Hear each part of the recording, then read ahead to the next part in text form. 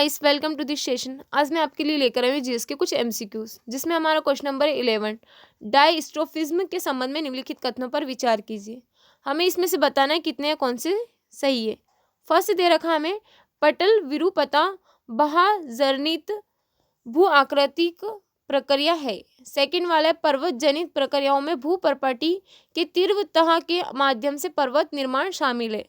Third वाला है epeirogenic प्रक्रिया में भू प्रपर्टी के बड़े हिस्से का ऊपर उठना या मुड़ना शामिल है। हमें इसमें से बताना है कितने या कौन से सही है।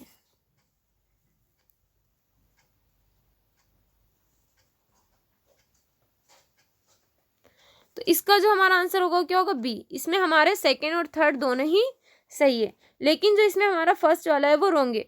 जो हमारे यहाँ पर रहेगा पटल विक्षेपण और ज्वालामुखी अंतर जो है जर्नित भूआकृति प्रक्रिया है, इसलिए हमारा फर्स्ट है वो रॉन्ग है। इसमें केवल सेकंड और थर्ड सही है।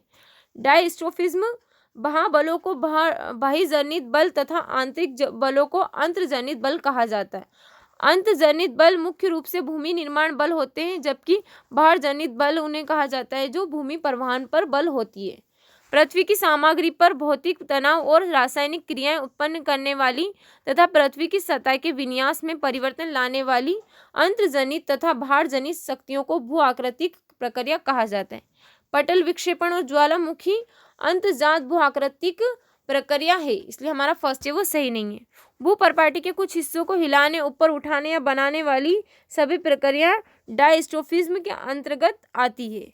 वे सम्मिलित करते हैं पर्वत निर्माण से संबंधित पर्वत जनित प्रक्रिया गंभीर तह के माध्यम से होती है और भू प्रपर्टी की लंबी और संकीर्ण पट्टियों को प्रभावित करती है, इसलिए हमारा सेकंड वाला है सही है। एपिरोजेनिक प्रक्रिया में भू प्रपर्टी के बड़े हिस्से का उत्थान या विरूपण शामिल है, इसलिए हमारा थर्ड सही है। स्थानीय अपेक्षाकृत छोटी हलचलों से जुड़े भूकंप प्लेट टेक्टोनिक्स में क्रिस्टल प्लेटों की क्षैतिज गतिविधियां शामिल है। हमारा क्वेश्चन नंबर है 12 एक्सफोलिएशंस के बारे में निम्नलिखित में गलत बताना, हमें कौन सा गलत है। फर्स्ट हमें दे रखा है चट्टानों के ऊपर से सीपों की घुमावदार परतों के उखड़ने के कारण अपस्फीति होती है।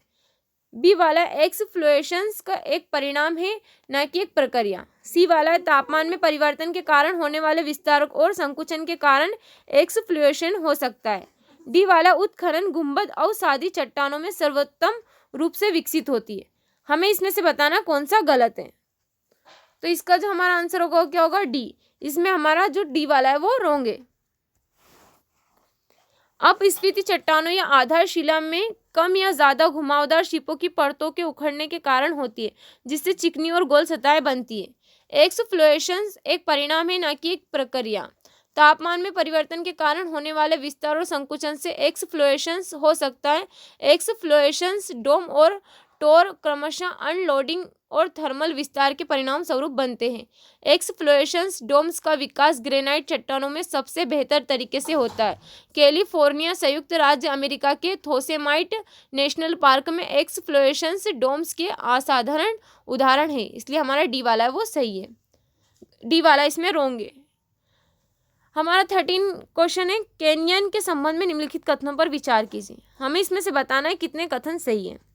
फर्स्ट हमें दे रखा है घाटी की विशेषताएं सीढ़ी नुमा खड़ी ढलानें होती है।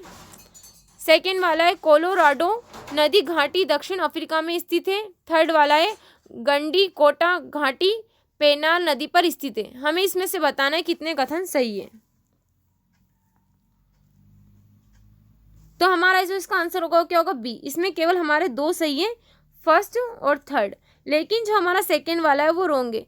जो है हमारा इरोजोना यूएसए नदी घाटी दक्षिण अफ्रीका में स्थित नहीं है। कौन सी?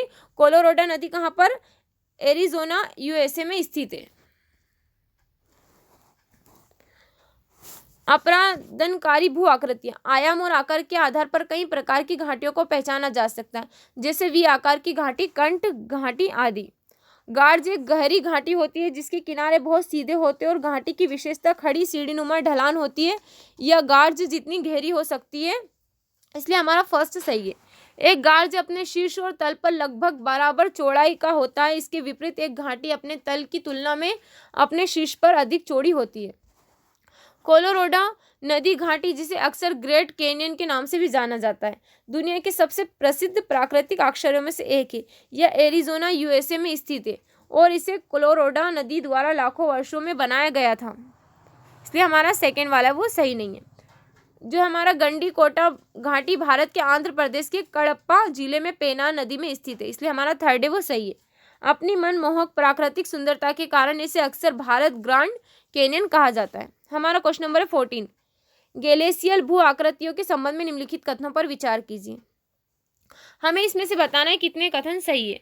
फर्स्ट हमें दे रखा है सर्कस प्रिया हिमनद घाटियों के संदर्भ शीर्ष पर पाए जाते हैं।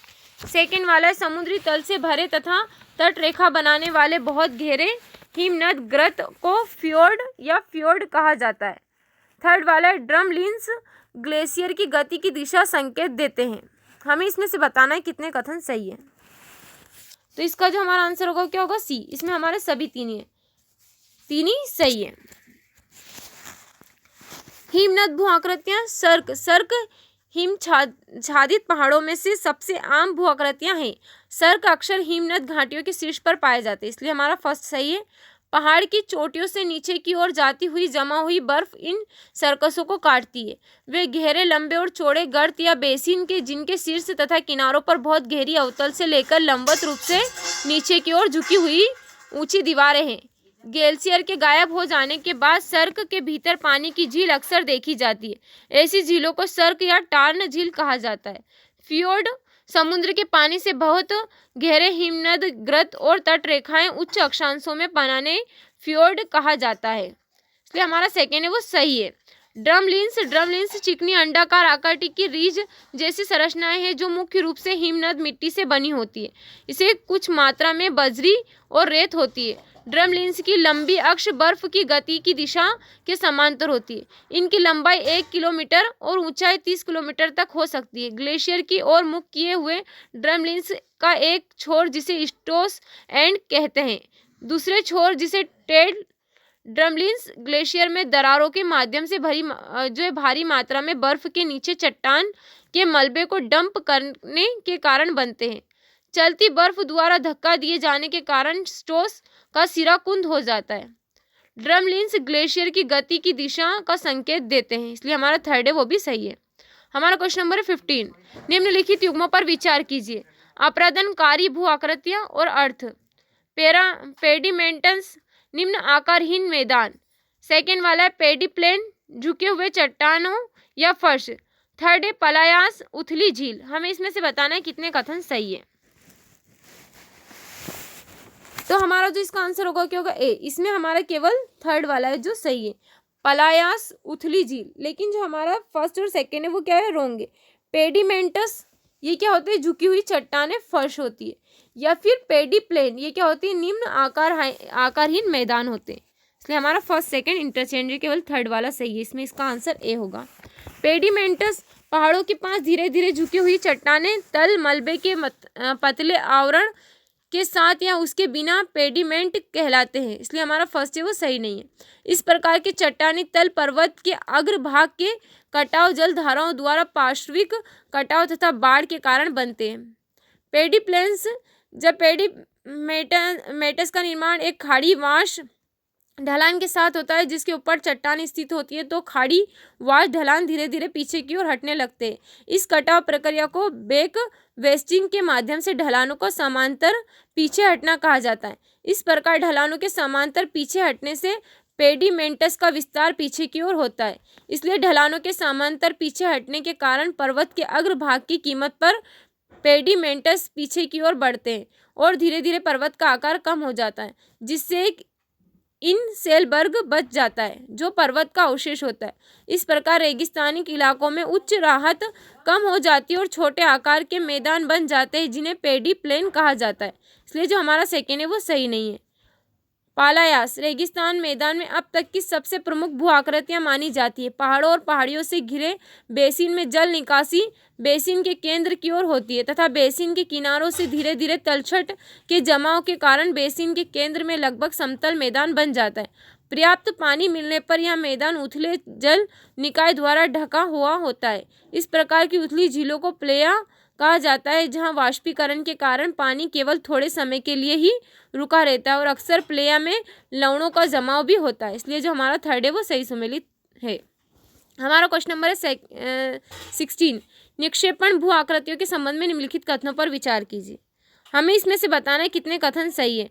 फर्स्ट हमें दे रखा है अर्धचंद्राकार टीलों को सेफ कहा जाता है। सेकेंड वाला है परवलयिक टीले तब बनते हैं जब रेतीली सतह आंशिक रूप से वनस्पति से ढकी होती है। थर्ड वाला अनुप्रस्थ टीले हवा की दिशा के लंबवत समरेखित होते हैं। हमें इसमें से बताना है कितने हैं, कौन से सही है। तो हमारा जो इसका आंसर होगा वो क्या होगा, बी। इसमें केवल हमारे सेकेंड और थर्ड दोनों ही सही है, लेकिन जो हमारा फर्स्ट वाला है वो रॉन्ग है। अर्धचंद्राकार टीलों को वर्चन कहा जाता है, इसलिए हमारा सेकेंड वाला इसमें और थर्ड सही होगा। निक्षेपण भू आकृतियां वर्चन अर्धचंद्राकार टीले जिन्हें बर्चन कहा जाता है ऐसे टीले होते हैं जिनके बिंदु या पंखा हवा की दिशा के विपरीत दिशा में अर्थात नीचे की ओर निर्देशित होते हैं। ये टीले तब बनते हैं जब हवा की दिशा स्थिर और माध्यम होती है, जहाँ रेत बहने वाली सतह लगभग समान होती है। सीफ बर्चन के समान है, बस इसमें थोड़ा अंतर है। शीफ में केवल एक पंखा या बिंदु होता है, इसलिए हमारा फर्स्ट है वो सही नहीं। परवलयिक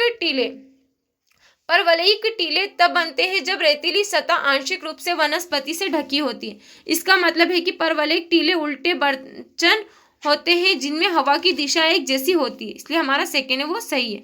अनुप्रस्थ टीले हवा की दिशा के लंबवत समरेखित होते हैं। ये टीले तब बनते हैं जब हवा की दिशा स्थिर होती है और रेत का स्रोत हवा की दिशा के समकोण एक लंबी आकृति होती है, इसलिए हमारा इसमें थर्ड है वो भी सही है। हमारा क्वेश्चन नंबर 17। भारतीय राष्ट्रीय कृषि सहकारी विपणन संघ लिमिटेड के संबंध में निम्नलिखित कथनों पर विचार कीजिए। हमें इसमें से बताना है कितने या कौन से सही है।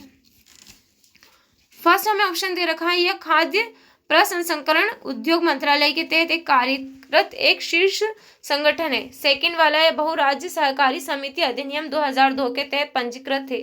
थर्ड वाला है भारत में प्याज, दाल और तिलहन जैसी कृषि उत्पादों के संबंध में बड़े खरीदारों में से एक है। हमें इसमें से बताना है कितने या कौन से सही है। तो हमारा जो इसका आंसर होगा वो क्या होगा, बी। इसमें केवल हमारे दो सही है, फर्स्ट और सेकेंड और थर्ड, लेकिन जो हमारा फर्स्ट है वो रॉन्ग है। यह क्या है, यह खाद्य प्रसंस्करण उद्योग मंत्रालय के तहत कार्यरत एक शीर्ष संगठन है। नहीं, यह किसके, भारत सरकार के कृषि मंत्रालय के तहत एक कार्यरत एक शीर्ष संगठन है, इसलिए हमारे इसमें फर्स्ट रॉन्ग है।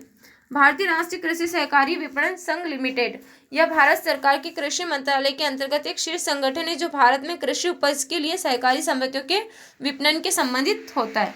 यह बहुराज्य सहकारी समिति अधिनियम 2002 के तहत पंजीकृत है, इसलिए हमारा सेकंड सही है। यह देश में उत्पादित प्याज, दाल और तिलहन जैसे कृषि उत्पादों का सबसे बड़ा खरीदार है, इसलिए हमारा थर्ड है वो भी सही है। हमारा क्वेश्चन नंबर 18 है निम्नलिखित में से कौन सा OPEC प्लस का सदस्य नहीं है। हमें इसमें से बताना है कौन इसका सदस्य नहीं है। फर्स्ट दे रखा है हमें रूस, सेकंड दे रखा है संयुक्त राज्य अमेरिका, सी वाला दे रखा है दक्षिण सूडान और डी वाला दे रखा है मलेशिया। हमें इसमें से बताना है कौन सा इसका सदस्य नहीं है। तो इसका जो हमारा आंसर होगा क्या होगा, बी। संयुक्त राज्य अमेरिका इसका सदस्य नहीं है OPEC प्लस का। पेट्रोलियम निर्यातक देशों का संगठन OPEC की स्थापना वर्ष 1960 में इसके संस्थापक सदस्य ईरान, इराक, कुवैत, सऊदी अरब और वेनेजुएला द्वारा की गई थी और बाद में इसका विस्तार 13 सदस्य देशों तक हो गया। सदस्य देश Algeria, Angola, Congo, Equatorial Guinea, Gabon, Iran, Iraq, Kuwait, Libya, Nigeria, Saudi Arabia, संयुक्त अरब अमीरात और वेनेजुएला है। कतर ने 1 जनवरी 2019 को अपनी सदस्यता समाप्त कर ली है। OPEC को OPEC प्लस के रूप में जाना जाता है, जिसमें Azerbaijan, Bahrain, Brunei, Kazakhstan, Malaysia, Mexico, Oman, रूस, दक्षिण सूडान और सूडान सहित अन्य 10 देश तेल उत्पादक देश शामिल है, इसलिए हमारा बी आंसर सही होगा। हमारा क्वेश्चन नंबर 19। परवा सॉफ्टवेयर को अक्सर समाचारों में देखा जाता है क्योंकि, हमें इसमें से बताना है क्यों देखा जाता है। फर्स्ट हमारा है पानी के नीचे अन्वेषण, बी वाला है कुल तकनीकी और वाणिज्यिक नुकसान, सी वाला है गंगा डॉल्फिन का संरक्षण, डी वाला है वायु गतिकी डिजाइन और विश्लेषण। हमें इसमें से बताना है कौन सा से संबंधित है। तो हमारा जो इसका आंसर होगा क्या होगा, डी, वायु गति की डिजाइन और विश्लेषण। प्रमा सॉफ्टवेयर भारतीय अंतरिक्ष अनुसंधान संगठन इसरो ने aerospace vehicle arrow thermodynamic analysis के लिए प्रेरल सोल्वर नामक कम्यूटेशंस फ्लूइड डायनेमिक्स सॉफ्टवेयर विकसित किया। इसे विशेष रूप से प्रक्षेपण वाहनों और पंखयुक्त तथा बिना पंखयुक्त पुनः प्रवेश वाहनों जैसे एरोस्पेस वाहनों के वायु गतिकी एवं ऊष्मा गतिकी का विश्लेषण करने के लिए डिजाइन किया गया है। यह एरोस्पेस वाहनों के चारों ओर वायु प्रवाह का अनुकरण करता है तथा परिणामी बलों और तापीय प्रभावों की गणना करता है, जो इन निकायों के लिए आवश्यक आकार संरचना एवं थर्मल प्रोटेक्शन सिस्टम को डिजाइन करने के लिए आवश्यक है। हमारा आज का लास्ट क्वेश्चन है क्वेश्चन नंबर 20। भारतीय पशुपालक समुदायों के संदर्भ में निम्नलिखित कथनों पर विचार कीजिए। हमें फर्स्ट दे रखा है समुदाय और सेकंड दे रखा है इनकी राज्य दे रखे हैं इनके और समुदाय। फर्स्ट हमारा है गद्दी हिमाचल प्रदेश, सेकंड वाला है धनगर महाराष्ट्र, थर्ड वाला है मालधारी गुजरात। हमें इसमें से बताना है कितने सही सुमेलित हैं। तो इसका जो हमारा आंसर होगा क्या होगा, डी, इसमें हमारे सभी तीनों ही सही सुमेलित है। संयुक्त राष्ट्र के खाद्य कृषि संगठन के अनुसार पशुपालन पशुधन उत्पादन पर आधारित आजीविका प्रणाली है। इसमें पशुपालन, डेयरी, मांस, ऊन और चमड़ा उत्पादन शामिल है। भारत में पशुपालक समुदाय के उदाहरण गुज्जर, जम्मू और कश्मीर, हिमाचल प्रदेश, राजस्थान और उत्तर प्रदेश, रायका, रेबरी, राजस्थान और गुजरात, गद्दी हिमाचल प्रदेश जो हमारा फर्स्ट सही सुमेलित है, बकरवाल जम्मू और कश्मीर, धनगर महाराष्ट्र इसलिए हमारा सेकंड सही सुमेलित है, मालधारी गुजरात इसलिए हमारा थर्ड भी सही सुमेलित है। हाल ही में संयुक्त राष्ट्र मरुस्थलीकरण रोकथाम अभियान की रिपोर्ट में चारागाहों और चरवाहों के बारे में कहा गया है कि भारत में लाखों चारागाहों और उनके अधिकारों के बेहतर मान्यता और बाजारों तक की पहुंच आवश्यकता है। हमें इसका आंसर क्या होगा, डी। उम्मीद है जो आज का हमारा सेशन है आपको अच्छा लगा। अगर आपको हमारा सेशन अच्छा लगा है तो आगे के अपडेट के लिए हमारे चैनल को सब्सक्राइब करें और बेल आइकन को दबाना ना भूलें। Okay, thank you so much.